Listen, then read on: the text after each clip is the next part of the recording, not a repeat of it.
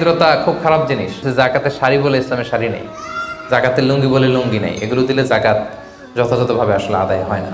কেউ বলে গোল্ড দিব, কেউ বলে রূপা দিব। এখন আমি কি বলি? Gold and silver in its any form, যে কোনো ফর্মে, এটা zakatable asset. More you cost the less you pay, the less you cost the more you pay. So এই দারিদ্রতা বিমোচনের জন্য জাকাতের যে ডায়নামিজম, এটা আমাদেরকে প্রপার ওয়েতে কাজে লাগাতে হবে। আসসালামু আলাইকুম ওয়া রাহমাতুল্লাহি তাআলা ওয়া বারাকাতুহু। নাহমাদুহু ওয়া নুসাল্লি আলা রাসূলিহিল কারীম, আম্মা বা'দু, ফাআউযু বিল্লাহি মিনাশ শাইতানির রাজীম। বিসমিল্লাহির রাহমানির রাহিম। ওয়াল্লাযীনা ইয়াকনিজুনা আয-যাহাবা ওয়াল ফিদ্দাতা ওয়া লা ইউনফিকুনাহা ফী সাবিলিল্লাহি ফাবাশশিরহুম বিআযাবিন আলীম। সাদাকাল্লাহুল আযীম। বাংলাদেশ বিজনেস কমিউনিটি মালয়েশিয়ার উদ্যোগে মালয়েশিয়ার বাণিজ্যিক রাজধানী পুত্রাজায়ার জেনিথ হোটেলের বলরুমে ইফতার পূর্ব আজকের এই ইফতার প্রোগ্রামে আপনারা যারা উপস্থিত হয়েছেন, আপনাদের সবাইকে জানাচ্ছি আন্তরিক শুভেচ্ছা এবং মোবারকবাদ। আহলান ওয়া সাহলান ওয়া মারহাবান বিকুম ফি হাযাল লিকা আত-তাইয়িব আল মুবারাক। আমরা শুরুতেই আল্লাহ রাব্বুল ইজ্জা ওয়াল জালালের দরবারে শুকরিয়া জ্ঞাপন করছি, যিনি আমাদেরকে পবিত্র রমাদানুল মুবারাকে ইফতারের পূর্ব মুহূর্তে কিছু দিনী কথা শুনবার জন্য একত্রিত হওয়ার তৌফিক দিয়েছেন। আমরা সবাই করে নিচ্ছি কালিমাতুশ শুকুর, আলহামদুলিল্লাহ। আল্লাহ তাআলা শুকরিয়া আদায়ের পাশাপাশি আজকের এই প্রোগ্রামের অর্গানাইজিং কমিটির আমি শুকরিয়া আদায় করছি। অতিথি হিসেবে যারা এসেছেন তাদের শুকরিয়া আদায় করছি। অর্গানাইজিং কমিটি আমাকে একটা টপিক দিয়েছে এবং রিকোয়েস্ট করেছে যে আপনি জাকাতের উপর আলোচনা করবেন, কারণ আজকে নাকি বড় বড় ব্যবসায়ীরা আসবে এখানে, আমি শুনলাম। তো অনেককে আমি চিনি পার্সোনালি, আলহামদুলিল্লাহ। আল্লাহ তাআলা আপনাদের ব্যবসায় বারাকা দিক। রিজিকের 10 ভাগের 9 ভাগই আসে ব্যবসা থেকে। তো এটাতে অনেক বরকত। রাসূল সাল্লাল্লাহু আলাইহি ওয়াসাল্লাম নিজেও তো বিজনেস করেছেন, তাই না? তো আল্লাহ তাআলা আপনাদের ব্যবসায় বারাকা দান করুক এবং আল্লাহ তাআলা আমাদের যাদেরকে সম্পদশালী বানিয়েছে আমরা যেন যাকাত আদায় করতে পারি নিয়ম অনুযায়ী, আল্লাহ তাআলা সেই তৌফিকটুকু আমাদের দান করুন। তো জাকাতের আলোচনা এক বৈঠকে জাকাতের সবগুলো অনুষঙ্গ টাচ করা কোয়াইট টাফ। তো তারপর আমি চেষ্টা করব যে এমন একটা ধারণা আপনাদেরকে দেওয়ার জন্য আজকের এই আলোচনা শুনলে হয়তো একটা ওভারঅল ধারণা আপনি পাবেন জাকাত রিলেটেড। তো হোপফুলি আমি 10টা পয়েন্টে জাকাত নিয়ে আজকে কথা বলবো ইনশাআল্লাহ বিইذনিল্লাহ।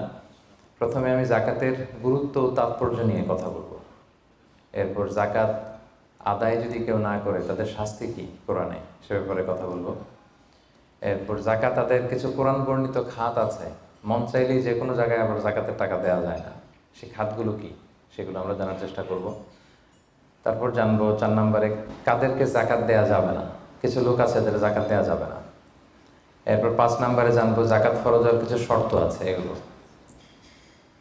6 নম্বরে জাকাতেবল অ্যাসেট কি কি, সব অ্যাসেটে জাকাত আসে না, এগুলো আমরা জানবো। 7 নম্বরে জাকাত হিসেব করার সহজ পদ্ধতি আজকের এই জেনিথ হোটেলের বলরুম থেকে আমরা শিখে যাবো ইনশাআল্লাহ পড়ে।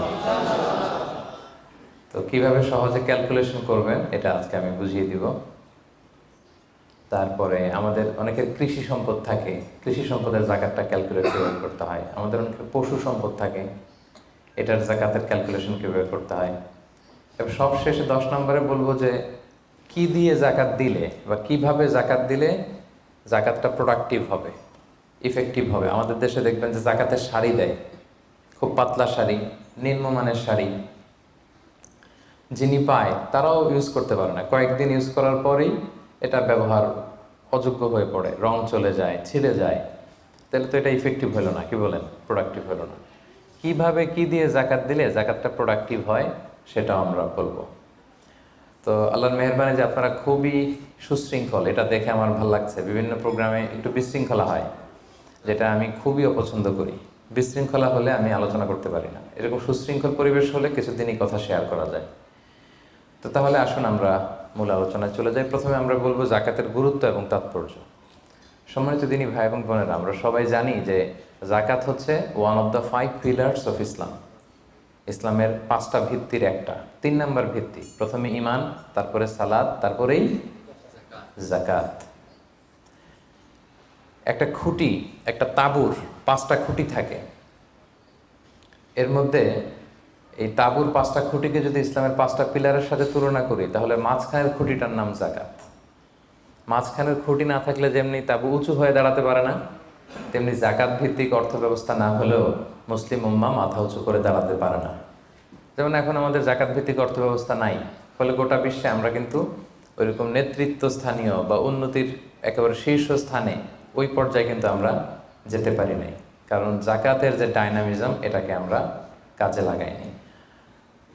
তো যারা দান করে তাদেরকে আল্লাহ তাআলা খুব পছন্দ করে।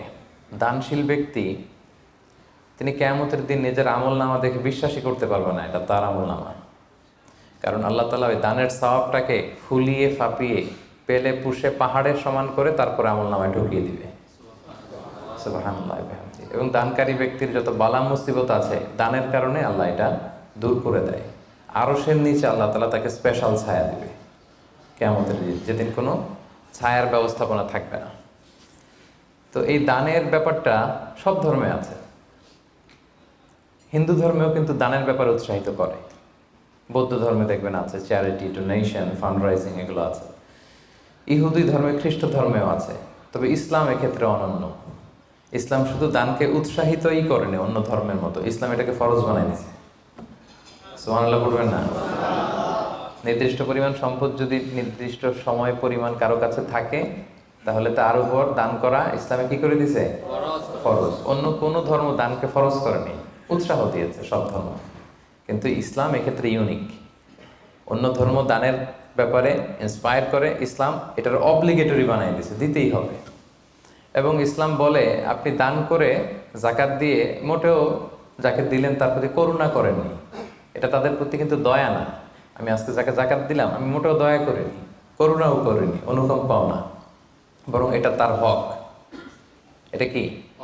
অফি আমওয়ালিহিম হাক্কুন লিসাইলি ওয়াল মাহরুম। ধনীদের সম্পদে গরিবদের হক। আল্লাহ বলেছেন অধিকার। বলা যায় যে ওরা আমাকে দয়া দেখিয়েছে, যে গরিব ভাইটা আমার জাকাত নিয়ে গেল ও আমাকে দয়া করেছে, কারণ আমার জন্য জাকাত দেওয়া ফরজ। আমার জন্য জাকাত দেওয়া কি? আমি আদায় করতে না পারলে জাহান্নামে যাব। কিন্তু যে জাকাত নেয়ার হকদার ওর জন্য কি জাকাত নেয়া ফরজ? কথা বুঝে নাই বোধহয়। গরিব মানুষ, ওর জন্য কি জাকাত নেয়া ফরজ? ও যদি বলে আমি গরিব আছি, ভালো আছে, নিব না জাকাত, কিছু করা যাবে? তো বরং ও আমার থেকে জাকাতটা নিয়ে আমাকে জাহান্নামের আগুন থেকে বাঁচালো, আমার ফরজ আদায়ের ক্ষেত্রে সহযোগিতা করে গেল। তো দয়াকে আমি করলাম না ও করলো? বলেন, দয়াকে আমি করলাম না সে করলো? সে করলো। এই জন্য আল্লাহ তাআলা বললেন অফি আমওয়ালিহিম হাক্কুন লিসাইলি ওয়াল মাহরুম। ধনীদের সম্পদে গরিবদের অধিকার আছে। এটা অধিকার, এটা কোনো রকম দয়া বা অনুকম্পা নয়। কারণ ইসলাম চায় একটা সুন্দর মানবিক সমাজ ব্যবস্থা গড়ে তুলতে।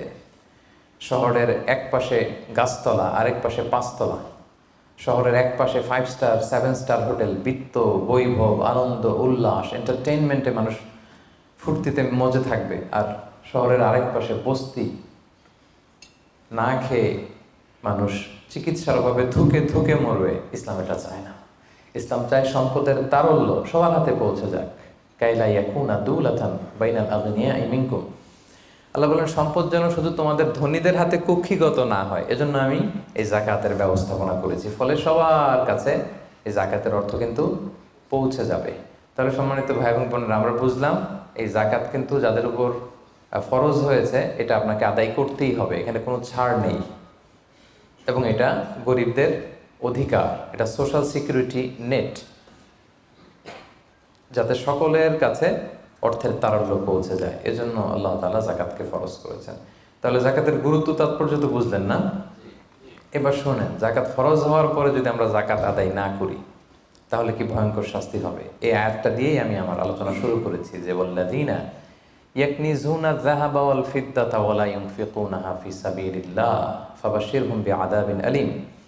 হে নবী, যারা গোল্ড, সিলভার, স্বর্ণ, রূপা জমা করে রাখে, আল্লাহ রাস্তায় দান করে না, তাকে আপনি কঠিন আযাবের সুসংবাদ দিন। আচ্ছা বলেন তো, আযাবের কি সুসংবাদ হয় না দুঃসংবাদ হয়?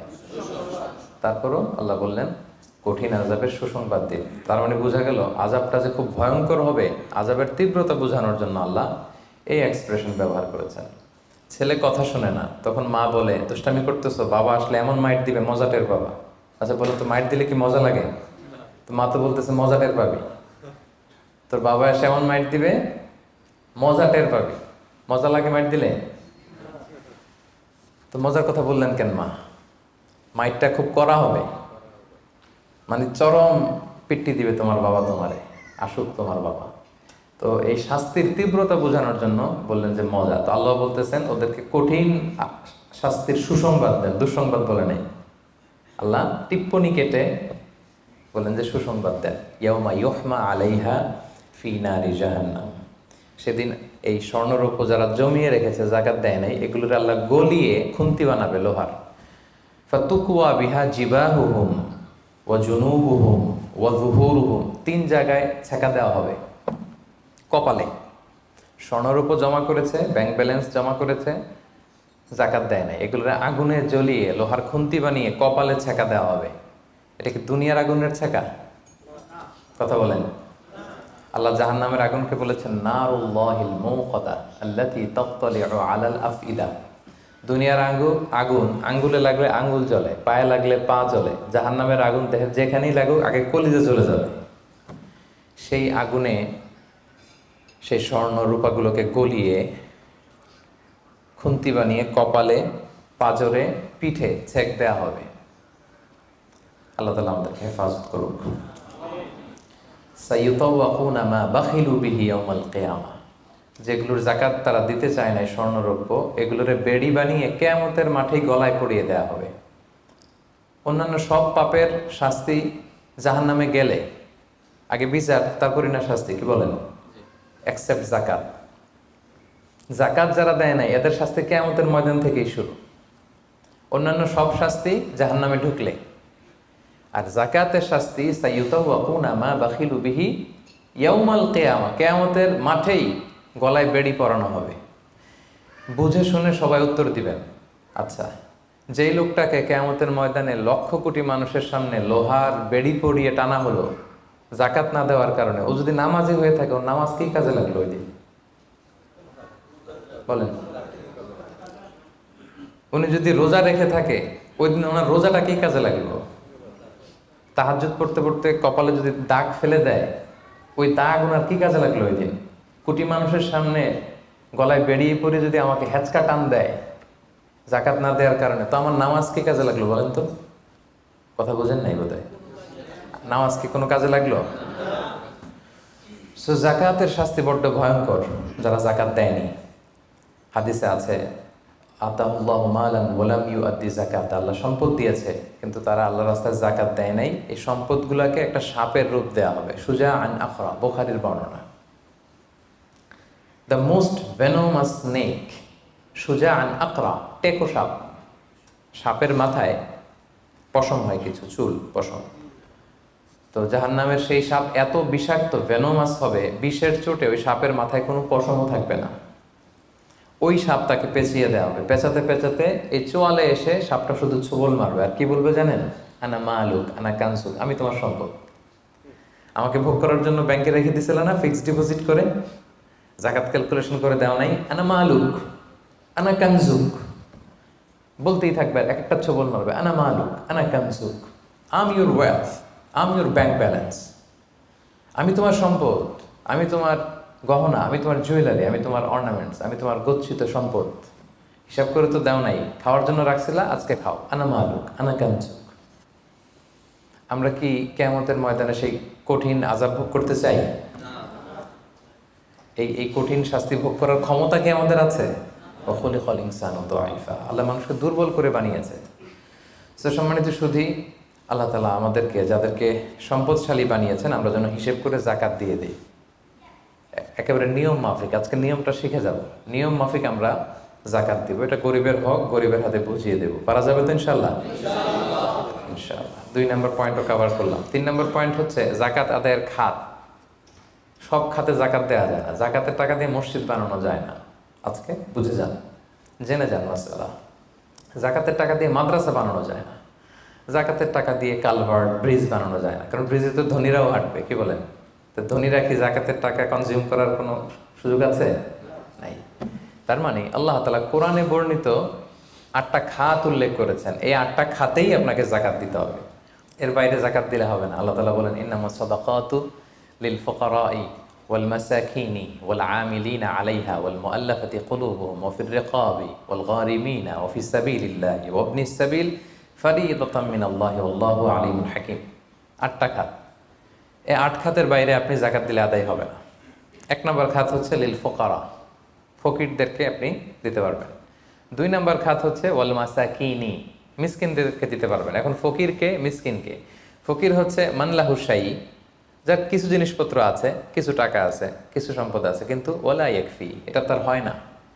কিছু টাকা আছে, মাসে 20 দিন খাইতে পারে, 10 দিন কষ্ট হয়, ছেলেরে ভালোভাবে পড়াইতে পারে না, নিজের ভালো জামা কাপড়ের ব্যবস্থা নাই, তার মানে কিছু সম্পদ আছে, এতে তার কুলায় না, হয় না, একে বলে ফাকির, একে আপনি দিতে পারবেন। আরেক শ্রেণী হচ্ছে মিসকিন। মিসকিন হচ্ছে মান লাইসা লাহু শাই, যার কিছুই নাই, একেবারে কিছুই নাই। রাস্তাঘাটে অনেক দেখবেন যে ভবঘুরে লুঙ্গি একটা পরে আছে, গায়ে কোনো জামা নেই, ওর কিছুই নাই, এ হচ্ছে মিসকিন। তো এদেরকে আপনি দিতে পারবেন। 1 নম্বরে ফাকির, 2 নম্বরে মিসকিন। এই দুইটাই হচ্ছে বেসিকলি প্রাইমারি সোর্স। এরপর আল্লাহ তাআলা বলেছেন ওয়ালা আমিলিনা আলাইহা, যাকাত ফাউন্ডেশনে যারা জব করে, যাকাত ম্যানেজমেন্টে যারা কাজ করে, এদের স্টাফদেরকে যাকাতের টাকা দিয়ে স্যালারি দেওয়া যাবে, যদিও এরা ধনী হোক, এরা তো আর যাকাত নিচ্ছে না, এরা স্যালারি নিচ্ছে, এটা দেওয়া যাবে। 3টা গেল।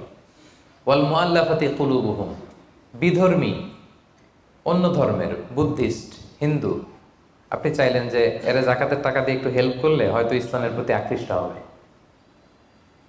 এরকম শর্তে আপনি এরকম মুআল্লাফাতি কুলুবুহুম, অন্য ধর্মের লোকদেরও যাকাত দিতে পারবেন। সাধারণত অন্য ধর্মের লোকদের দেওয়া যায় না, কিন্তু যদি ভাবেন যে দিলে ইসলামের যে যাকাত ব্যবস্থা, ইসলামের সৌন্দর্য, আমরা একটা হেল্পিং হ্যান্ড দেখলে সে আকৃষ্ট হবে, তাহলে দিতে পারবেন। ওয়াফির রিকাব, 4 নম্বরে হচ্ছে দাস মুক্তি। সম্মানিত ভাই বোন বোনেরা, দাস আজাদ করার ক্ষেত্রে আপনি যাকাতের টাকা দিতে পারবেন। তো এখন তো আর দাস নাই, এখন কি করতে পারবেন? এখন ওই যে প্রিজনারদেরকে, কারাবন্দি আছে না অনেকে, উল্টাপাল্টা মামলা দিয়ে হামলা করে জেলে ঢুকায় রাখছে, তো এর এখন আইনজীবী চালানো লাগে, এর এদিকে টাকা লাগে, ওদিকে টাকা লাগে, বা তার মুক্তির জন্য টাকা লাগতেছে, বা কাউকে কিডন্যাপ করা হয়েছে, গুম করা হয়েছে, এই সমস্ত ইস্যুতে তাদের প্রাণ রক্ষার জন্য, কারামুক্তির জন্য আপনি যাকাতের টাকা দিয়ে হেল্প করতে পারবেন। 4টা গেল। ওয়াল গারিমিন, ঋণগ্রস্ত ব্যক্তি, ঋণের বোঝায় প্রতিদিন খালি ধরে পাওনাদাররা, তার মানে জীবন চালানো না বিশ্বাস হয়ে পড়তেছে, তাকে আপনি ঋণের বোঝা হালকা করার জন্য দিতে পারবেন। অফিস সাবিলিল্লাহ, 6 নম্বর হচ্ছে আল্লাহর রাস্তায় যারা আছে। এগুলোর প্রত্যেকটা আমি 1 ঘন্টা করে আলোচনা করতে পারবো। প্রত্যেকটা পয়েন্ট যদি ইন ডিটেল ফিকহি ইস্যুসগুলো নিয়ে কথা বলি, লম্বা চড়ে আলোচনা হবে। আমি জাস্ট আপনাদের মাথায় একটু করে জাস্ট শোনাচ্ছি, তাহলে ওভারঅল একটা ধারণা আপনি পেয়ে যাবেন।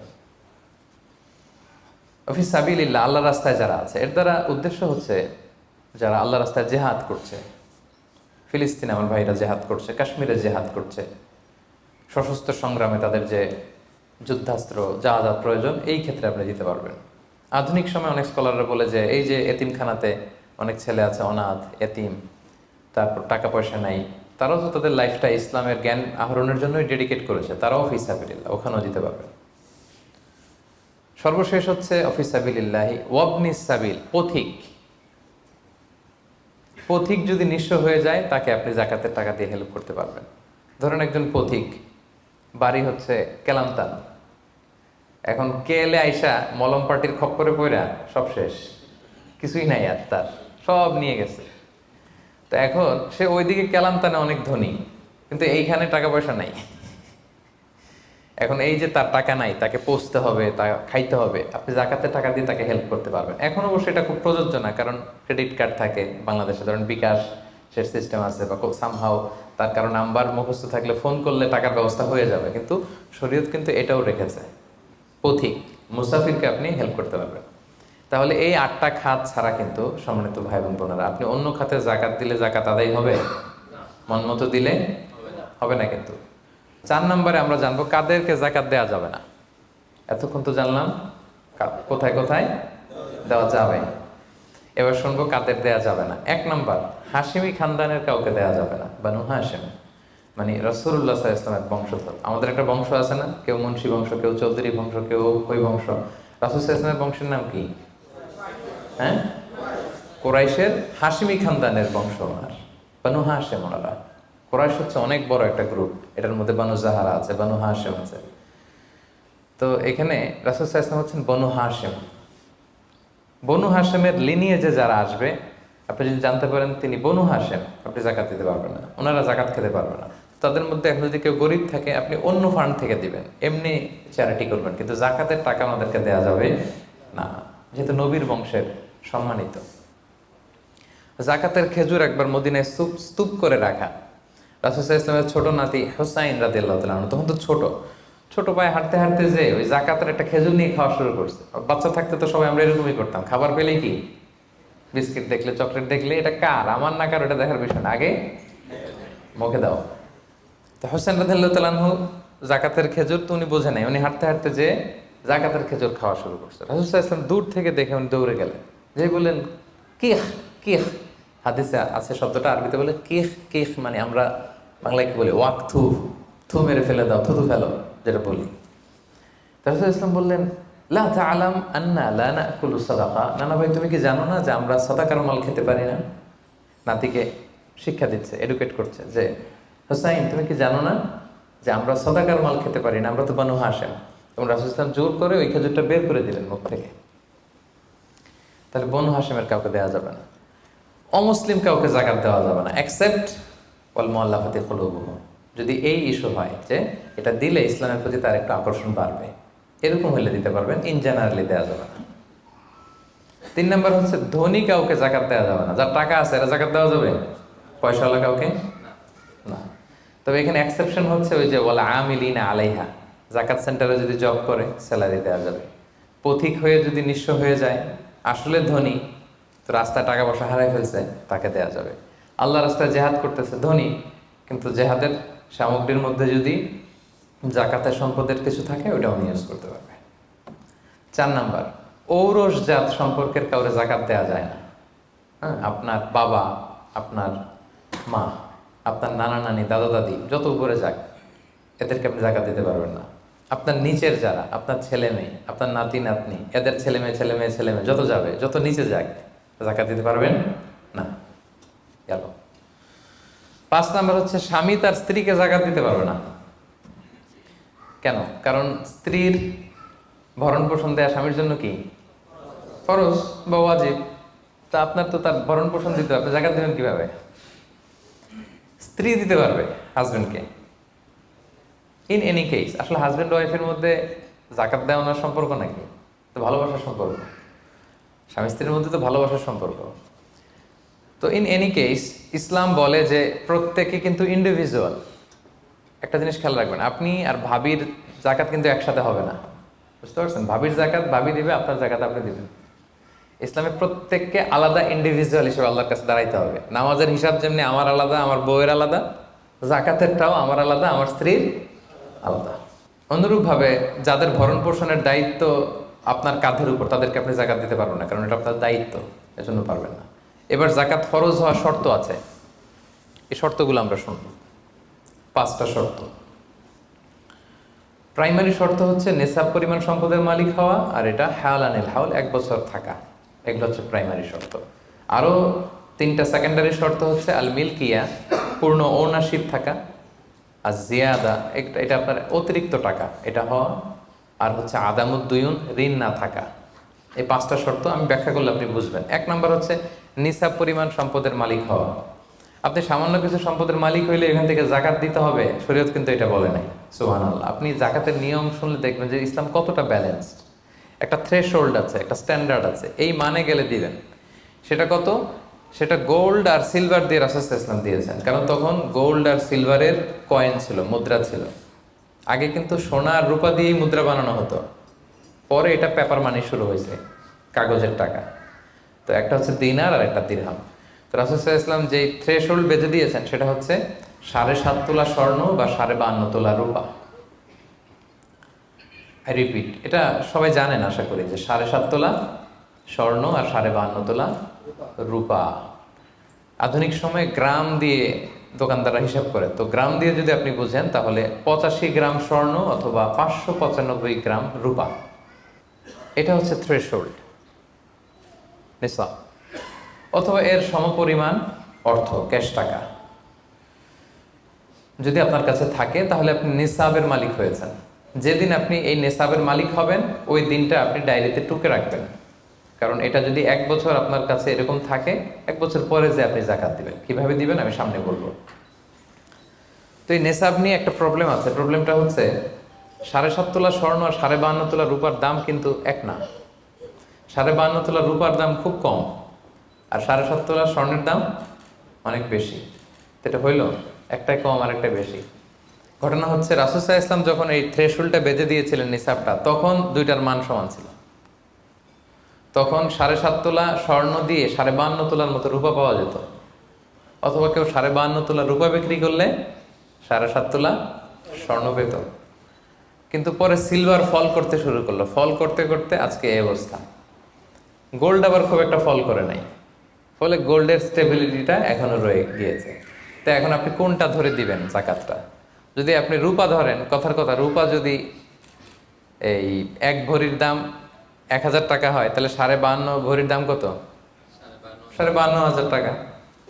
কিন্তু স্বর্ণ যদি আপনি হিসাব করেন, 1 ভরি যদি 50,000 হয়, 7.5 ভরি কত? 3.5 লাখ প্লাস, তাহলে প্রায় 7 গুণ কম বেশি, তাই না? এটা নিয়েই হয়ে গেছে জটিলতা। তো এখন আপনি কোনটা ধরে দিবেন? অনেকে বলে না গোল্ড দিব, কারণ গোল্ড ফল করে নাই, এটার যে স্ট্যান্ডার্ড এটা এখনো বজায় আছে। এটা নিয়ে অনেক আলোচনা, আমি খুব সংক্ষেপে বলি।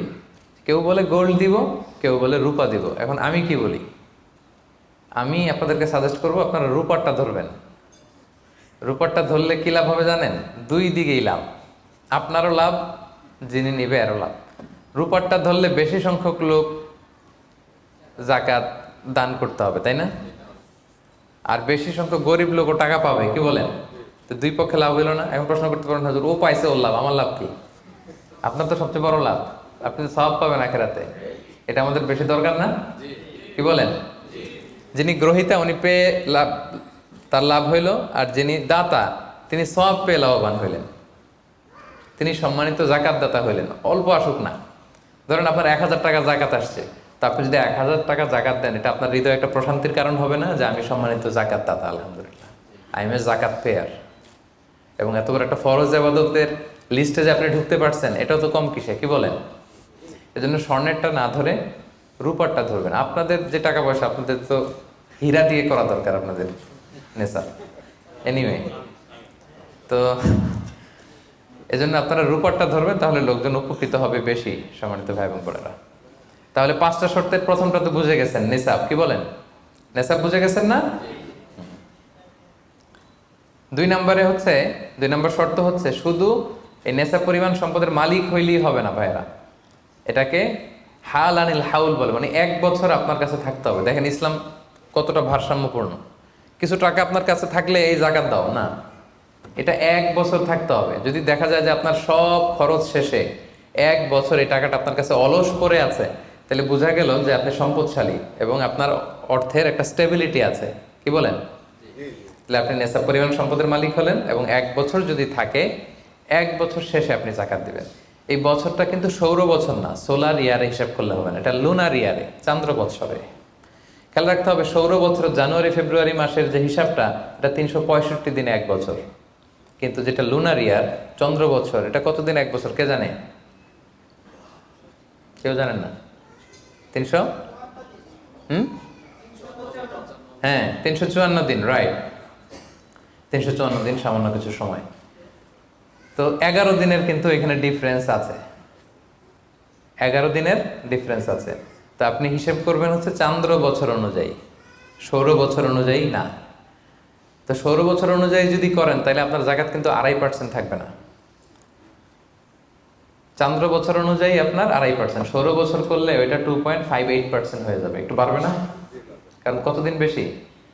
11 দিন বেশি, পার্সেন্টেজও বেড়ে যাবে। তখন কিন্তু জাকাত আপনার 2.5% থাকবে না, 2.58%। বলার আগে বুঝে যায়, কারণ সব ব্যবসায়ী সারাদিন ক্যালকুলেটর নিয়ে কোত্থেকে শিপমেন্ট হইলো, কত মিলিয়ন গেল, কত মিলিয়ন ঢুকলো, সব মুখস্থ, যেন বলার আগে বুঝে ফেলতেছে চটচট করে, মাশাআল্লাহ। তো তখন আর 2.5% হচ্ছে না, 2.58% হচ্ছে।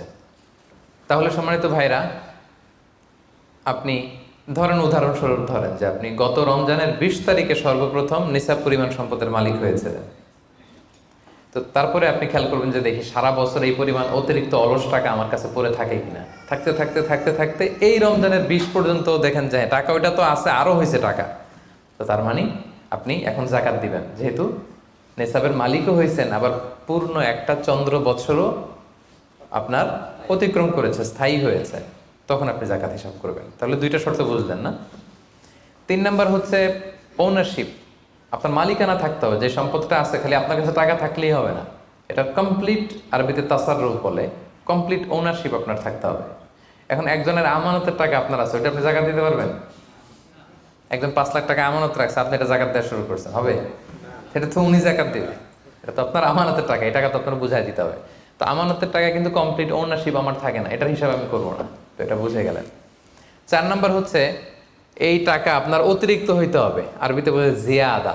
দেখেন ইসলাম কত সুন্দর। ইসলাম বলে আপনার নিজের পার্সোনাল এক্সপেন্সিস, আপনার লিভিং কস্ট, আপনার সব ধরনের অ্যাকোমোডেশন, আপনার ট্রান্সপোর্টেশন এক্সপেন্সিস, আপনার মেডিকেল এক্সপেন্সিস, আপনার বাচ্চার স্কুলিং, আপনার ইয়ারলি ট্রিপ যদি থাকে, এন্টারটেনমেন্ট, ধরেন বছরে আপনি একবার ফ্যামিলি আউটিং করেন, এই খরচটা, যত খরচ আপনার হতে পারে, এই সব খরচ শেষেও কিছু টাকা আপনার থেকে যায়, ইসলাম বলে ওইটার উপরে জাকাত দিবে। সুবহানাল্লাহ।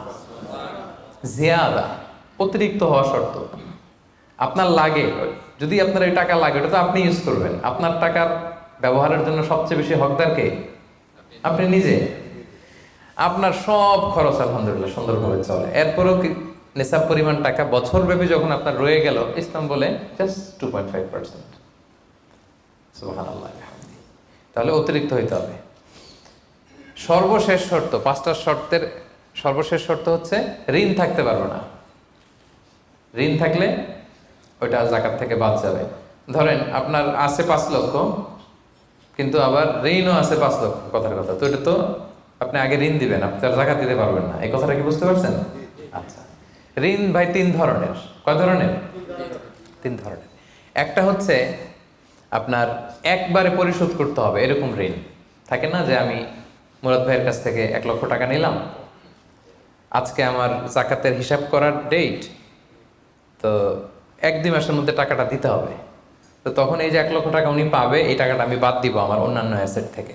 বাদ দিয়ে যদি দেখি যে না, তারপরেও জাকাত হয় দিব, আর না হলে দিব না, কারণ এটা একবারে দিতে হবে। ওনারা বলছে যে 1 লক্ষ আমি একবারে দিয়ে দিব আপনাকে 1 মাস পরে, এইভাবে ঋণটা নিয়েছিলাম। তাহলে কিছু কিছু ঋণ আছে একবারে পরিশোধযোগ্য, ওকে, এটা জাকাতের ক্যালকুলেশন থেকে বাদ যাবে। কিভাবে বাদ যাবে আমি ক্যালকুলেশন করে দেখাবো। ঋণের দ্বিতীয় প্রকার হচ্ছে ইনস্টলমেন্টের কিছু ঋণ আছে, কিস্তিতে দেয়া লাগে। লেটস সে আমি 1 কোটি টাকা দিয়ে একটা গাড়ি কিনেছি, BMW গাড়ি, বা 50 লক্ষ টাকা দিয়ে আমি একটা হুন্ডা গাড়ি কিনেছি, 50 লক্ষ টাকা। তো এটা আমি কিস্তিতে কিনেছি। কিস্তির ঋণ যদি হয় তাহলে আপনি কিন্তু পুরোটা বাদ দিতে পারবেন না, তখন সর্বোচ্চ 12 মাসের কিস্তি বাদ দিতে পারবেন, 12 মান্থসের, তাও এই চন্দ্র মাসের হিসাবে। কারণ জাকাতের হিসাবটা কি 12 মাসের হিসাব, তাই না? এটা একটা ইয়ারলি ক্যালকুলেশন। আপনি পুরোটা যদি একবারে বাদ দেন তাহলে তো আপনার আর জাকাতই দেওয়া লাগবে না। কি বলেন? বাংলাদেশে অনেক বড় বড় সিআইপি ব্যবসায়ী আছে, ওনারা হাজার হাজার কোটি টাকা ব্যাংক থেকে ব্যবসায়ের কারণে ঋণ নেন এবং ওনাদের ঋণ খেলাপি হয়। তো ওনারা যদি বলে হুজুর আমার তো ঋণ আছে, তো উনি আর জাকাত দিবে কি? ওনারই তো আমার জাকাত দেওয়া লাগবে এখন। কি বলেন? এরকম বড় বড় সিআইপিরা যদি ঋণের দোহাই দেয়, উনি আর জাকাত দিবে কি? উনি তো ঋণী, তাই উনারই কিছু জাকাত আমাদের দেওয়া লাগবে। কারণ আমরা জাকাতের 8টা খাতের মধ্যে একটা পড়েছি, বল গরিমিনা। কি বলেন? ঋণগ্রস্ত ব্যক্তিকে জাকাতের টাকা দিয়ে হেল্প করা যায়, তো উনি আর দিবে কি? উনারে দিই আমরা। ওই ঋণ বাদ দেওয়া যাবে না। ইনস্টলমেন্টের ঋণ হইলে 12 মাসের, আর ওইরকম ঋণ খেলাপি 1000 কোটি টাকা, এগুলো বাদ দেওয়া যাবে না। 3 নাম্বার ঋণ হচ্ছে লাক্সারি পণ্য কিনতে যে ঋণ হয়, এই ঋণ জাকাত থেকে বাদ দেওয়া যাবে না। বিলাসিতামূলক কিছু যদি আপনি কিনেন, আপনি একটা লাম্বরগিনি কিনলেন 10 কোটি টাকা দিয়ে, এটা আপনি জাকাত থেকে বাদ দিতে পারবেন? পারবেন না। তাহলে লাক্সারি আইটেমের যে ঋণ, এটা বাদ দেওয়া যায় না। তাহলে ঋণের ব্যাপারটা পুরোপুরি বুঝে গেছেন না? এই 5টা শর্ত যদি থাকে আপনার মধ্যে পাওয়া যায়, অর্থাৎ আল্লাহ তাআলা আপনাকে একটা নিসাব পরিমাণ সম্পদের মালিক বানিয়েছেন, এটা আল্লাহ তাআলা পুরো 1 বছর আপনার এই পরিমাণ টাকা আপনার মধ্যে স্টেবল ছিল এবং এটার পূর্ণ ওনারশিপ আপনার আছে এবং এটা আপনার সব খরচের অতিরিক্ত এবং সবশেষে এটা আপনার ঋণের বাইরে, ওই সম্পদ থেকে আল্লাহ তাআলা আপনাকে জাকাত দিতে বলেছেন। তাহলে জাকাতের শর্ত সবার ক্লিয়ার? এবার হচ্ছে জাকাত যোগ্য সম্পদ কি কি? জাকাতেবল অ্যাসেট, সব সম্পদে জাকাত হয় না। এই পয়েন্টটা খুব গুরুত্বপূর্ণ, আপনাদেরকে মনোযোগ দিয়ে শুনতে হবে। আপনারা মনোযোগ দিয়ে শুনতেছেন তো? আপনি ধরেন ওই যে উদাহরণ দিয়েছিলাম, গত রমজানের 20 তারিখে নেশাব পরিমাণ সম্পদের মালিক হয়েছেন, দেখলেন সারা বছর আছে এই টাকাটা, তো এই 20 রমজানে তো আপনি এখন হিসাব করবেন, তাই না? তো হিসাবে আপনি কি কি ধরবেন? সব সম্পদে জাকাত নাই। আপনার বাসার যে ফার্নিচার, এটা হিসাব করা লাগবে না। আপনার যে ফ্রিজ, আপনার যে এয়ারকন, আপনার যে থাকার যে ফ্ল্যাটটা, আপনার যে বাংলো বাড়ি, এগুলোতে কোনো জাকাত নাই। আপনার চলার জন্য যে গাড়িটা লাগে, এগুলোতে কোনো জাকাত নাই। আপনার নিজের জন্য যে ল্যাপটপ, মোবাইল, যত কিছু আছে, গ্যাজেট বলেন, এগুলোতে কোনো জাকাত নাই। তাহলে কি কিসে জাকাত আছে? জাকাতেবল অ্যাসেট কি, জাকাতযোগ্য সম্পদ কি, সেটা আমরা শুনি। 1 নম্বর হচ্ছে সোনা রূপা, gold and silver in its any form, যে কোনো ফর্মে, যে কোনো ফর্মে।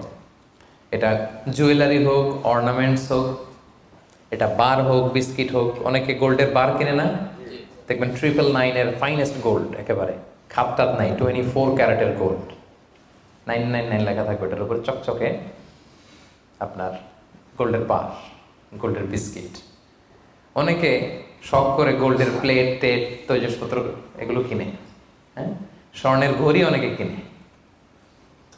পুরুষের জন্য কিন্তু স্বর্ণের ঘড়ি, আংটি কোনোটাই পরা বৈধ না। কিন্তু যদি কেউ কিনে, স্বর্ণের কলম আছে, শখ করে কিনে অনেকে, টাকা রাখার জায়গা পায় না, তো ভাবে যে একটা কলম কিনে ফেলি স্বর্ণের, তারপর স্বর্ণের ঘড়ি, স্বর্ণের এই সেই। তো এরকম জুয়েলারি বলেন, তৈজসপত্র বলেন, যা যা আছে আপনার সব হিসাব করতে হবে in its any form. Gold and silver, এটা জাকাতেবল অ্যাসেট। বোনেরা অনেক সময় প্রশ্ন করে যে যেই গহনা আমি পরি, এটারও কি জাকাত দিতে হবে? ইখতিলাফপূর্ণ মাসালা, বিশুদ্ধ মত হচ্ছে দিতে হবে। 3 মাযহাব বলছে দেয়া লাগবে না, ইমাম আবু হানিফা বলছে দেয়া লাগবে, এবং আবু হানিফা রাহিমাহুল্লাহর কথাটাই ভ্যালিড, বেশি যুক্তযুক্ত। সুনানে আবু দাউদের হাদিস, আম্মা জান আয়েশা রাদিয়াল্লাহু তাআলা আনহা স্বর্ণের বা রূপার একটা আংটি পরে আছেন, রাসূল সাল্লাল্লাহু আলাইহি ওয়াসাল্লাম বলেন জাকাত দিছো? আম্মা জান বলেন না, এটা পড়ছি যাতে আপনার সামনে আমি আমার সৌন্দর্য বাড়াতে পারি।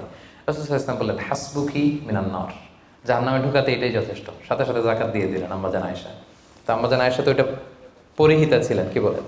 আরেক নারী আসলেন তার মেয়েকে নিয়ে, হাতে 2টা স্বর্ণের চুড়ি। রাসূল বলেন জাকাত দিছো? দেই নাই। বলতেছে তুমি কি পছন্দ করো যে এই 2টা চুড়ির পরিবর্তে আগুনের 2টা চুড়ি জাহান্নামে পরানো হবে?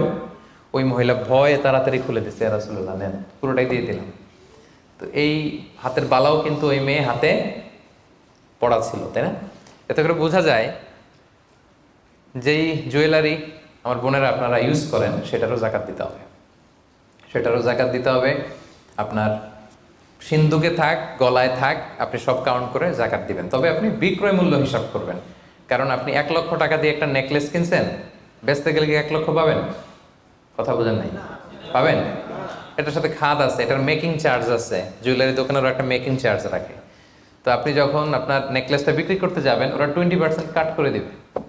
1 লক্ষ টাকার নেকলেস আপনি দোকানে বেচতে গেলে কত টাকা পাবেন? 80,000টা হিসাব করবেন, বিক্রয় মূল্য ধর্তব্য। তো তাহলে সম্মানিত ভাই এবং বোনেরা, zakatable asset 1 number gold and silver. 2 number হচ্ছে ক্যাশ। ধরেন আজকে আমি আমার জাকাত হিসাব করতে বসছি, তো আমি দেখতেছি যে আমার স্বর্ণ টর্ণ কি আছে না আছে, আমি হিসাব করতেছি। স্বর্ণের পালা গেল, এবার আমি হিসাব করব আমার ক্যাশ কোথায় আছে, পকেটে কত, ওয়ালেটে কত, ড্রয়ারে কত, ব্যাংকে কত, কারেন্ট অ্যাকাউন্টে কত, ফিক্সড অ্যাকাউন্টে কত, সেভিংস অ্যাকাউন্টে কত, যত জায়গায় আপনার যত ক্যাশ ফর্মে টাকা আছে এটা আপনি হিসেব করবেন। এগুলো জাকাতেবল অ্যাসেট। আরও কিছু সম্পদ আছে, এগুলো ক্যাশ না, তবে ইজিলি লিকুইডেট করা যায়, চাইলে টাকা বের করে আনা যায়। যেমন প্রাইস বন্ড অনেক কিনে রাখে না, আমাদের ডাক বিভাগের সঞ্চয়পত্র আছে না, এগুলো ফিক্সড ডিপোজিট, অনেকে ইন্স্যুরেন্স করে, লাইফ ইন্স্যুরেন্স। এগুলো চাইলে আপনি টাকা বানাতে পারেন। তো এটা অনেকে বলে হুজুর এটা তো ম্যাচিউরড হয় না, কীভাবে করব? এটা ব্যাংকে আপনি নক দিলে ওরা স্টেটমেন্ট দিবে যে আজকে এই ডিপোজিটটা ভাঙালে কত পাবেন, একটা স্থিতি দেখাবে, এটা আজকের স্টেটমেন্ট। ওই স্টেটমেন্ট আপনি বের করে নিয়ে আসবেন যে আজকে 20 রমজানে যদি আমি এটা ভাঙ্গাই তো আমি পাবো এত, তাহলে এটার মালিক আপনি, এটা আপনি যোগ দিবেন। তাহলে বুঝতে পারছেন এটা, এগুলো জাকাতেবল অ্যাসেট। আচ্ছা গেল। এরপরে ব্যবসার সম্পদ, উরুদ উত্তেজারা, যত ব্যবসার সম্পদ আছে এটা কিন্তু আপনি জাকাতে হিসাব করবেন। উদাহরণ দিই, একজন বিস্কিট ফ্যাক্টরির মালিক, উনি বিস্কিট বিক্রি করে। তো আজকে আমি যে জাকাতের হিসাব করতে বসছি, আমি আমার কোম্পানিতে ফোন দিয়ে আজকে কত cartoon biscuit ready to sell, কত কার্টুন, ধরেন 50,000 পিস, তো এটার দাম কত, বিক্রয় মূল্য আমি যোগ দেব। তারপরে বিস্কিট বানাতে যে র মেটেরিয়াল, হ্যাঁ, গম লাগে, সুগার লাগে, ইত্যাদি ইত্যাদি যা লাগে, এগুলোর যে প্রাইস, এটা আমি, জি, এটাও আমি যোগ দেব। ওখানে ধরবো না কি, ওখানে ধরবো না হচ্ছে যেটা ফিক্সড অ্যাসেট। ব্যবসার ক্ষেত্রে ফিক্সড অ্যাসেট ধরতে হয় না। যেমন ধরেন আপনার ফার্নিচার বা কারো বিস্কিট ফ্যাক্টরি, তার ফ্যাক্টরির যে জায়গাটা, এটা আসবে না। মেশিনারি, যে মেশিনে করে বিস্কিট বানায়, ওইটা আসবে না। তারপরে ধরেন এটা লরি ট্রাকে করে বিভিন্ন জায়গায় আমি পাঠাই আমার প্রোডাক্টগুলো, এই যে ট্রাকের দাম টাম, এগুলো কিন্তু ধরা হবে না। এগুলো ফিক্সড অ্যাসেট, মেশিনারি ধরতে হয় না। শুধু প্রোডাক্ট রেডি টু সেল অথবা র মেটেরিয়াল, এগুলো ধরবো। শেয়ার বাজার আছে, অনেকে শেয়ার কিনে, এটাও আপনি ধরবেন। ওই দিন আপনি হিসেব করবেন। শেয়ার দুই ধরনের, একটা আছে আপনার প্রাইমারি, একটা নেট ভ্যালুয়েশন করা হয়, পরে এটা একটু দাম বাড়লে অনেকে দেখবেন যে সারাদিন দেখতে থাকে দাম বাড়লো না কমলো, সেকেন্ডারি মার্কেটে এটা সেল করে দেয়, আছে না? তো এটা আজকের দিনে আমার এই শেয়ারটা সেল করলে কত প্রাইস পাবো, ওই প্রাইসটা আমি যোগ দিয়ে দিব। ওকে, আচ্ছা গেল। আরেকটা আছে কোম্পানির শেয়ার কিনে অনেকে, ধরেন বিশাল বড় বাংলাদেশে বড় কোম্পানি, বেক্সিমকো কোম্পানি, তারপর ওই কোম্পানি, এটার আপনি শেয়ার কিনবেন, লং টার্ম ইনভেস্টমেন্ট শেয়ার থাকে, ওইটা কিভাবে ধরবেন? ওইখানে কোম্পানির অ্যাকাউন্টসে আপনি নক দিলে জাকাতেবল অ্যাসেট কত আছে এটা ওরা বলে দিবে। বড় কোম্পানিগুলোতে ম্যাক্সিমাম 40% জাকাতেবল অ্যাসেট থাকে। এই যে লিস্টগুলো আপনাকে শোনালাম, এগুলো হচ্ছে জাকাতযোগ্য সম্পদ। আপনার এগুলোর উপর জাকাত আসে। আজকে 20শে রমজান, আমার 1 বছর হয়েছে, এগুলো সবগুলো আমি যোগ দিব। তাহলে জাকাতযোগ্য সম্পদ কি, মোটামুটি একটা ধারণা পেয়েছি না? পেলাম। এবার সহজে জাকাত কিভাবে হিসাব করব? অর্ধেক তো হিসাব করেই ফেললাম, কি বলেন? এই যে লিস্ট করে করে স্বর্ণ, ক্যাশ, ডিপোজিট, সঞ্চয়পত্র, আমার শেয়ার বাজার, আমার ইনভেস্টমেন্ট, আমার ডিপোজিট, আমার এটা এটা এটা করতে করতে করতে করতে বিশাল, ধরেন একটা উদাহরণস্বরূপ বলি যে ধরেন 20 লাখ দাঁড়ালো আমার, 20 লাখ টাকা, স্বর্ণের দাম সহ ইত্যাদি সহ সবসময়। এবার হিসাবটা কিভাবে করব? হিসাবটা খুব সহজ। আমার জাকাতেবল অ্যাসেট আমি সব হিসাব দিয়ে পাইলাম কয় লাখ টাকা, 20 লাখ। এবার আমার যদি ঋণ থাকে, আমি ঋণটা এখান থেকে বাদ দিব। আমরা শুরুতে বলছিলাম এক ধরনের ঋণ আছে একবারে দিয়ে দিতে হবে, এরকম একবারে ঋণ দেওয়ার যদি আমার কিছু থাকে, ওইটা আমি বাদ দিব। ধরেন আমার একবারে ঋণ দেওয়ার আছে 5 লাখ টাকা, যেটা আমাকে একবারই পরিশোধ করতে হবে অল্প কিছুদিনের মধ্যেই, তাহলে এটা আমি বাদ দিতে পারবো। তো 5 লাখ টাকা যদি 20 লাখ টাকা থেকে বাদ দিয়ে কত থাকে, 15 লাখ। এরপর আমি বলেছিলাম যে কিস্তিতে যে ঋণগুলো থাকে সেক্ষেত্রেও আমি বাদ দিতে পারবো ম্যাক্সিমাম 1 বছর, 12 মান্থস। ধরেন যে বড় একটা কিছু আমি কিনেছি, সেখানে 12 মাসের আমার যে ঋণ, সেই ঋণ আসতেছে ধরেন যে কিস্তিতে, ধরেন আরো 5 লাখ, তাহলে কত বাদ গেল? 5 5 10 লাখ, থাকলো কত? এই 10 লাখ হচ্ছে আপনার নাও জাকাতেবল অ্যাসেট। এই 10 লক্ষের উপর আপনি 2.5% জাকাত দিবেন। আর হিসাবটা যদি আপনি সূর্য বছর অনুযায়ী করেন তাহলে 2.58% দিবেন। সহজ হয়ে গেছে না মোটামুটি?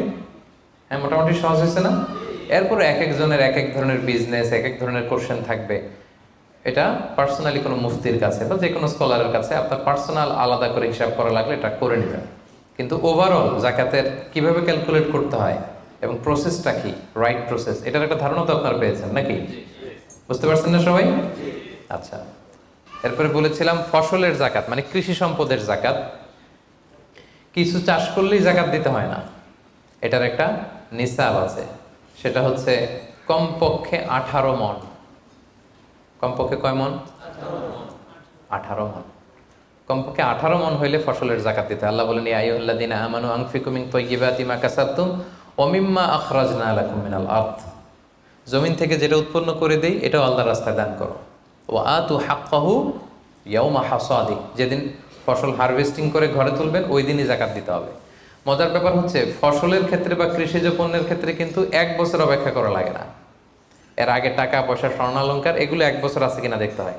কিন্তু যারা কৃষি কাজ করে ফসলের ক্ষেত্রে 1 বছর তো 1 বছর নাই, ফসল যেদিন কাটবেন ওই দিনই ফসলের জাকাত। তো ফসলের জাকাতের জন্য 1 বছর ওয়েট করা লাগে না। তো আপনি নিজে ধরেন ধান খাওয়ার জন্য আপনি ফসল করছেন 10 মণ, ওটার জাকাত দেওয়া লাগবে? বুঝে থাকলে উত্তর দেন। 10 মণ ধান আমি করেছি, কেন লাগবে না? 18 মণ হয় নাই। দেখেন শরীয়ত কত সুন্দর, কিছু আপনি করলেই জাকাত দিতে বলে নাই। এটা একটা স্ট্যান্ডার্ড আছে, লাইসা ফিমা দুনা খামসাতে আউসুকিন সাদাকা, 5 ওসাকের নিচে জাকাত হয় না। 1 ওসাকে কত এভাবে হিসাব করে বের করা হয়েছে, 720 কেজি, 18 মণ। 18 মণের নিচে হইলে জাকাত দেওয়া লাগবে না। আর একটা ব্যাপার হচ্ছে, যে কোনো ফসলে জাকাত হয় না যে ফসলগুলোকে গুদামজাত করা যায়, পচনশীল যদি হয় হবে না। যেমন আম রাখা যায়, কলা রাখা যায়, পেঁপে রাখা যায়, শাকসবজি রাখা যায়, রাখা যাবে হচ্ছে চাল, ডাল, গম, ভুট্টা, খেজুর, এগুলা গুদামজাত যদি করা যায়, ওগুলো যদি 18 মণ হয় তাহলে আপনি জাকাত দেবেন। তো জামের চাষ যারা করে তারা কি মোটেও দিবে না জাকাতের কোনো কিছু থাকবে না? হ্যাঁ থাকবে। তাদের হচ্ছে উরুদুত্তে যারা ব্যবসার হিসাবে, ওই যে হিসাব করবে যেদিন, ওই দিন দেখবে যে আজকে আমার বিক্রি করার মতো কয় খাঁচি আম আছে, 40 খাঁচি আছে, দাম কত, ওই অন্যান্যর সাথে যুক্ত করে নেবে। কিন্তু ফসলের দিতে হইলে কমপক্ষে 18 মণ, এবং এটা গুদামজাত করা যায় এমন পণ্য হইতে হবে। কিভাবে দিব বলেন? 18 মণের বেশি করছেন, ধরেন 100 মণ হয়েছে আপনার ধানের, কিভাবে দিবেন? 2.5% দিবেন না। ফসলের জাকাতের হিসাব হচ্ছে ওশর আর নিসফে ওশর। আরবি বুঝতে যদি কষ্ট হয়, সহজ করে বলি, 10% আর 5%। ফসলের জাকাত হচ্ছে ভাই 10% আর 5%। 10% আরবিতে বলে ওশর। কখন 10%? যখন এটা ইরিগেটেড ল্যান্ড হয়, আল্লাহর দেয়া বৃষ্টির পানিতে চাষ হয়ে যায়, আপনার আলাদা করে সেচ দেয়া লাগে না, আল্লাহর দেয়া বৃষ্টিতেই হয়ে যায়। এটা হচ্ছে কস্ট ফ্রি কাল্টিভেশন, আপনার খরচ টরচ নাই, আল্লাহ বৃষ্টি দিছে, ধান বুনে দিছেন, হয়ে গেছে। এটা 10% দেবেন। 100 মণ হইলে 10 মণ। আরেকটা হচ্ছে আপনার সেচ দেয়া লাগে, এটা হচ্ছে কস্ট বেসড ইরিগেট কাল্টিভেশন। আপনার সেচ দেয়া লাগে, কীটনাশক দেয়া লাগে, রাসায়নিক সার দেয়া লাগে, নিড়ানি দেয়া লাগে, এই করা লাগে, সেই করা লাগে, আপনার খরচ বেশি। ওইখানে 10% না, ওখানে দেবেন কত পার্সেন্ট? 5%। 100 মণ ধানে কয় মণ দেখছেন? তার মানে the more you cost the less you pay, the less you cost the more you pay। সুবহানাল্লাহ। এখন যদি বলেন হুজুর আমার তো কিছু বৃষ্টির পানিতেও হয়, আবার আমিও কিছু পানি দেই, এখন কি করবেন বলেন দেখি, কে বলতে পারে? 7.5% দিবেন? এই তো ব্যবসায়ী হইলে কি সুবিধা। তখন আপনি মাঝামাঝি দিবেন, যেহেতু বৃষ্টির পানির ফ্যাসিলিটিও আপনি পেয়েছেন, আপনারও পানি শেষ লাগছে, দুইটা যেহেতু, তাহলে 5 আর 10 এর মাঝামাঝি কত? 7.5। তো আপনি তখন 7.5% দিবেন। এটা হচ্ছে বিশাল আলোচনারে এক নির্যাস আমি আপনাদেরকে শোনালাম।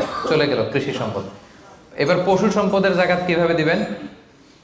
পশু সম্পদের যে লিস্ট, এটা আমাদের জন্য অ্যাপ্লিকেবল না। 40টা ছাগল হলে একটা ছাগল বছর শেষে, 30টা গরু হলে বছর শেষে, 5টা উট হলে, এটা আমাদের জন্য অ্যাপ্লিকেবল না। কারণ পশু সম্পদের জাকাত যদি দিতে হয়, শর্ত হচ্ছে এটা সাএমা হইতে হবে। সাএমা মানে পশুগুলা বনে বাদারে যে ঘাস লতা পাতা নিজেই খেয়ে আসে, এটার কোনো খাওয়ানো টাওয়ানো লাগে না। কিন্তু আমাদের যে পোলট্রি শিল্প, আমাদের যে গরুর ফার্ম, এটাতে ফ্যানের নিচে রাখতে হয়।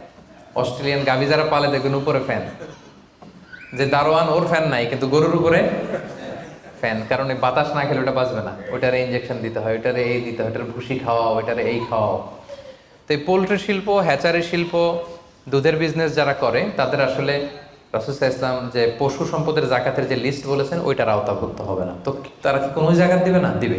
ওই যে উরুদুত্তি যারা ব্যবসায়ের পণ্য হিসেবে, আমি দুধ বিক্রি করি, সো আজকে যখন আমি হিসাব করব, আমি দেখবো যে আমার কত লিটার রেডি টু সেল, জানলাম যে 300 কেজি আজকে আমার দুধ আছে, এটা বিক্রি হবে, এটার দাম কত, এটা আমি যোগ দিয়ে দিব। জাকাতে বলে অ্যাসেট যত আছে এগুলোর সাথে যোগ দিয়ে হিসাব করবো। বুঝতে পারছেন? সহজ হয়ে গেল না? 10টা পয়েন্টের 9টাই শেষ। সর্বশেষ পয়েন্ট আমাদের ছিল যে কিভাবে জাকাত দিলে বেশি প্রোডাক্টিভ হবে। আমরা শুরুতে বলেছি জাকাতের শাড়ি বলে ইসলামের শাড়ি নেই, জাকাতের লুঙ্গি বলে লুঙ্গি নেই, এগুলো দিলে জাকাত যথাযথভাবে আসলে আদায় হয় না। তো জাকাতটা আমরা প্রোডাক্টিভ ওয়েতে দিব। দুইভাবে দিলেই আদায় হয়। একটা হচ্ছে আপনার রেগুলার যে নেসেসিটি, এগুলো পূরণের জন্য জাকাত দিলেও হবে। যেমন খাওয়া নাই তো আপনি খাবার কিনে দিলেন, জামা নাই জামা কিনে দিলেন, চিকিৎসার অভাব, অসুস্থ আপনি ওষুধ কিনে দিলেন, আদায় হবে। কিন্তু একটা দারিদ্র বিমোচন হবে না? হবে। আজকে আপনি কিছু খাবার দিলেন, ও খেয়ে কালকে আবার ওদিকে জাকাতের লাইন, ওদিকে যে দাঁড়াবে, কি বলেন? এরপরের দিন শুনবে যে ওইখানে নাকি শাড়ি দিবে, ওইখানে যাবে। আপনি যদি পার্মানেন্ট সলিউশন করার ট্রাই করেন, এইটা হচ্ছে সবচাইতে ইফেক্টিভ, সবচাইতে প্রোডাক্টিভ। তো সেটার জন্য কোনো ফাউন্ডেশনের আন্ডারে, কোনো বোর্ডের আন্ডারে যদি করা যায়, বা আপনাদের মতো বিজনেস ম্যাগনেট যারা আছেন, আপনাদের যদি কোনো জাকাত ম্যানেজমেন্ট এরকম বোর্ড থাকে, আপনারা যদি করতে পারেন, আপনাদের এলাকায়, আপনারা চাইলে এভাবে দারিদ্র বিমোচন করতে পারবেন। তবে এটার জন্য শর্ত হচ্ছে মনিটরিং করা লাগে। ধরেন আপনি একজন মহিলা সেলাই করতে জানে, তাকে সেলাই মেশিন কিনে দিলেন। একজন গরু পালতে চায়, গরু কিনে দিলেন। অস্ট্রেলিয়ান গাই কিনে দিলেন 2টা, এটার দুধ বিক্রি করে ফ্যামিলিটা মোটামুটি চলতেছে। এদের এক ছেলে আছে, সে সিএনজি চালাতে জানে, তো একটা সিএনজি কিনে দিলেন। এলাকায় সিএনজি চালায়, অটোরিকশা চালায়, ভ্যান চালায়, তার ফ্যামিলিটা চলবে না মোটামুটি? সে আর অন্য জায়গায় যে জাকাতের টাকা চাইবে? চাইবেন। এটা প্রোডাক্টিভ। তবে এটার ক্ষেত্রে আপনি যে পরে দিতে যাবেন না কিছু, দেখবেন কার কিসে আগ্রহ। আপনি যে সিএনজি কিনে একজনকে দিলেন, কদিন পরে দেখবেন যে সিএনজি পেয়েছে ও গাঁজা কিনে খাইতেছে। এরকম আছে। আপনি একটা কিনে দিচ্ছেন, ওইটাতে তার আগ্রহ নাই, ওইটা দিবেন না। একজন এসে বললো যে আমি আমার ছেলে ভ্যান চালাই, 4 বছর আগের পুরান এক ভ্যানটা নষ্ট হয়ে গেছে, একটা ভালো ভ্যান হইলে আমাদের ফ্যামিলিটা চলতো। দেখলেন যে সে ভ্যান চালায়, ভ্যান চালানোর যোগ্যতা আছে, এরা এটা দিলে কাজ হবে, এরা 2টা ভ্যান কিনে দেন। একজন সিএনজি চালায়, সিএনজি নষ্ট হয়ে গেছে, তারে কিনে দেন।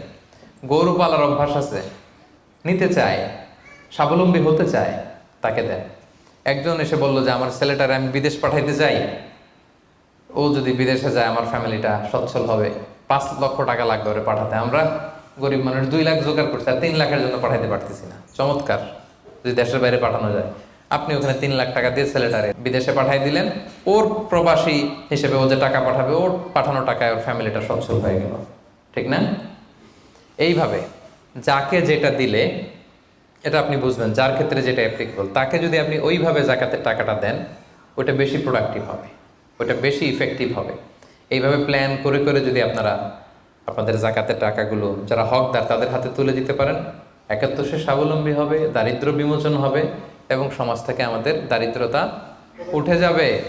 দারিদ্রতা খুব খারাপ জিনিস। রাসূল সাল্লাল্লাহু আলাইহি ওয়াসাল্লাম এই দারিদ্রতা থেকে পানাহ চাইতেন। রাসূল সাল্লাল্লাহু আলাইহি ওয়াসাল্লাম সবসময় পড়তেন, আল্লাহুম্মা ইন্নী আউযু বিকা মিনাল ফাকরি ওয়াল কিল্লাতি ওয়াল যিল্লা, মানে হে আল্লাহ, আমি দারিদ্রতা, আমি কমতি আর আমি জিল্লতি থেকে পানাহ চাই।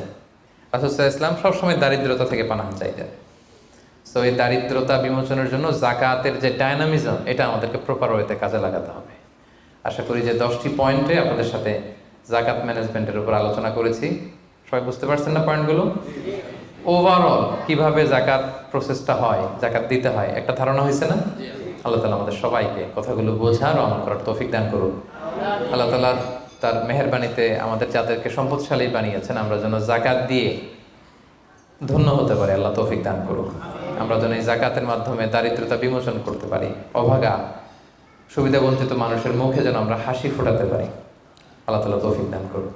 আমি আপনাদের সবাইকে আন্তরিক শুভেচ্ছা, শুকরিয়া এবং অভিনন্দন জানিয়ে এখানেই আজকের প্রোগ্রাম শেষ করছি। হাযা মা ইনদি ওয়াল ইলমু ইনদাল্লাহ, আলাইহি তাওয়াক্কালতু ওয়া ইলাইহি উনীব। সুবহানাকাল্লাহুম্মা ওয়া বিহামদিকা আশহাদু আল্লা ইলাহা ইল্লা আনতা আস্তাগফিরুকা ওয়া আতুবু ইলাইক।